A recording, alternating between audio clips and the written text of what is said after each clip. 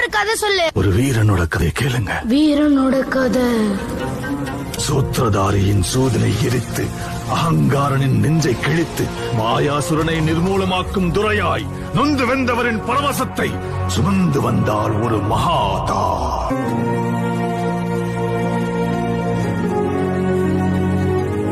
பயந்து மருகி பதரை சுருங்கிய சந்திரன் முகிலின் முந்தானையில் அஞ்சு ஒளிந்திருக்க ஜோதியாய் ஒரு பெண் எரிமலை ஒன்றை பெற்றெடுத்தார்.